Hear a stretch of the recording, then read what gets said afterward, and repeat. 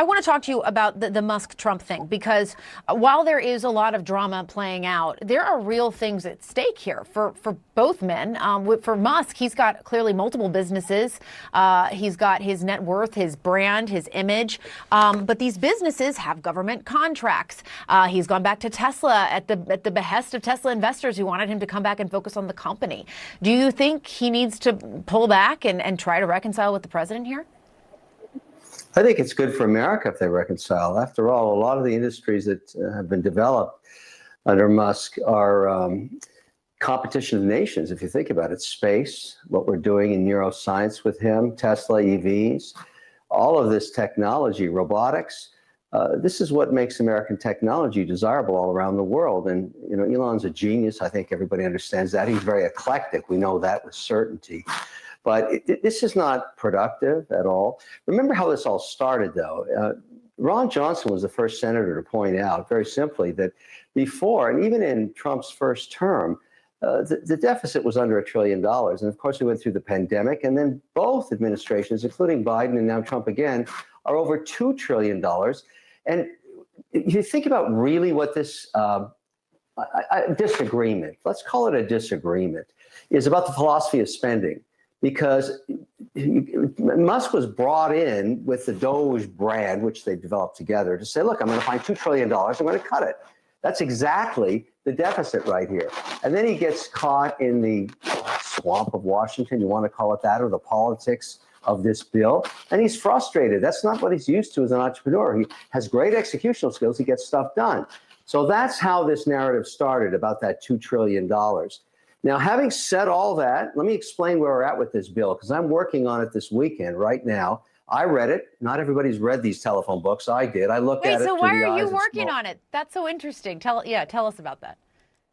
Well, I read the bill in the context of small business because they create 70% of jobs in America, 5 to 500 employees. I read every bill, and I'm always looking for, I see all the big money for the S&P 500 companies and Intel and everybody else in the Chips and Science Infrastructure Act. I don't see anything for small business where 70% of the jobs are created. So I read the bill, and I found some very disturbing elements to it. So I called up some senators that I know support small business. They're advocates, as I am, and I pointed it out to their staffers, and we're working on it. But let me tell you the tone this weekend of where we're at.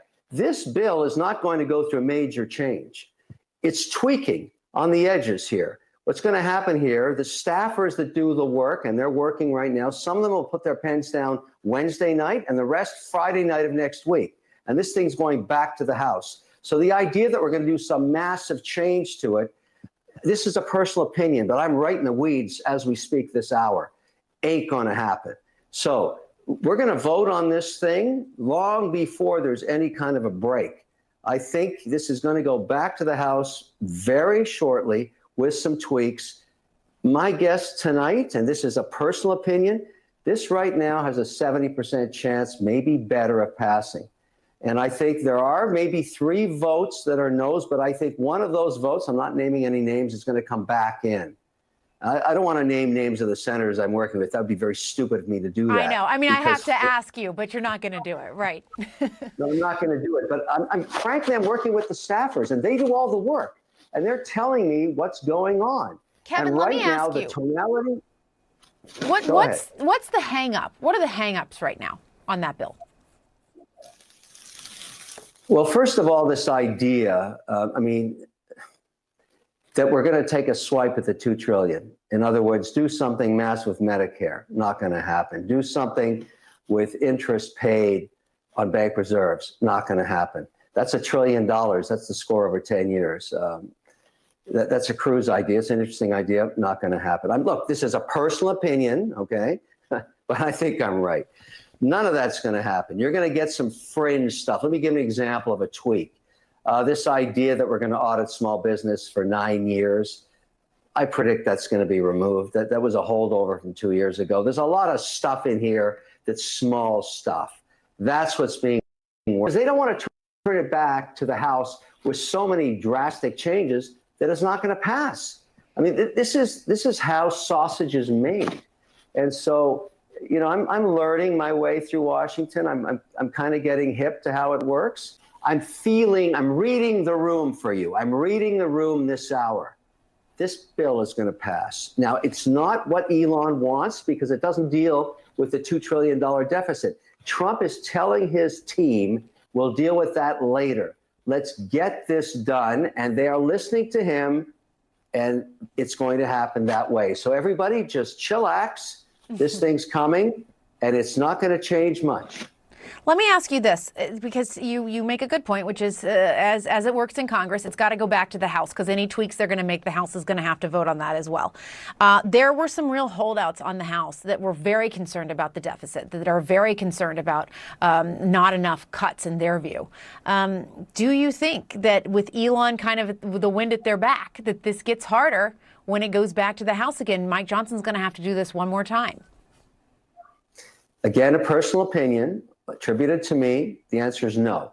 I've met with the House. I went in there 2 weeks ago. They read me the riot act. You know, I was trying to make changes at the House. They said not going to happen. This bill is moving through like a train through a tunnel right now. I don't see anything stopping it. It's got, you know, a lot of weight behind it, a lot of momentum. Trump wants it done. Everybody's got these ideas, save $1 trillion here, save $1 trillion there. That will happen, but not on this bill. Mark my words, this thing's going to pass, and faster than you think. I think pens down Friday night next week. Then it's over. Yeah, I mean, they have a July 4th deadline they've set for themselves. I do want to ask you quickly, more broadly on the economy. Elon Musk also has predicted a recession due to Trump's tariffs. He posted the Trump tariffs will cause a recession in the second half of the year. What do you say to that? No, I don't see it. I mean, look, I'm a huge supporter of Elon. I love what he does. He's the modern day Da Vinci. He really is an incredible guy with executional skills that are incredible. He just got, you have to learn the hard way when you go to Washington. It's a nasty, nasty place. And when you fly too close to the sun, I've said this a couple of times, you burn your wings a little bit. You fall out of the sky. You have to get used to that. You gotta be very careful. You wanna keep your friends there. You don't wanna make enemies. These guys have to make up. There's just too much at stake for America. All of the things that matter. This is not a good, and I know what has to happen. They gotta talk privately, and on this Epstein thing, he's gotta apologize. I mean, that was just too crazy. I mean, I'm just being pragmatic. Say you're sorry. I'm sure he didn't mean it. As far as I look at it, Epstein's still dead, so I'm not worried about any of this stuff coming out. It doesn't matter. This is such noise compared to the business of the nation that's got to get done. These two men are really important. You've got the richest man on earth, greatest industrialists we've ever seen in decades, and you've got the most powerful man on earth.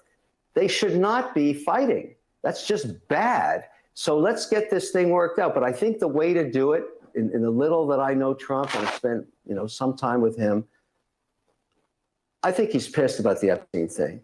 And I think Elon should apologize. That's what I would do. I would call him up and say, look, I'm sorry. I was out of my mind. Why? I don't know. It doesn't matter. I mean, to say he's eclectic, he is eclectic. That's what geniuses are. They're out there. And he said something I don't think he should have. This is, again, a personal opinion, but I think it's the path. And Trump's been a little mute on it. I'm very impressed that he's held back. He doesn't do that very often. He's holding back, waiting for this to get resolved because it should be resolved. Then they got to get back to work. Elon is not a Democrat. He's a Republican. He's not going to write any checks to Democrats. This Republican bill is going through the way it is, and then Elon can work on reducing the path forward. If you look at how it was scored, they scored it at a 1.8% GDP growth rate. This nation can grow at 3%. So there's a way to get out of this mess. Just pass the bill, get the tax thing worked out, and let's move on. I have 54 companies in all 11 sectors. I look at the tear sheets every Tuesday. I don't see a recession. The economy's doing really well. I mean, let's not screw it up. And I think we got this China thing on Monday. That's great news. You know, I'm a hawk on China. I want to squeeze Chinese heads until we solve this IP stuff. There's just so much work to be done that matters. There is Epstein a lot. crap does not matter.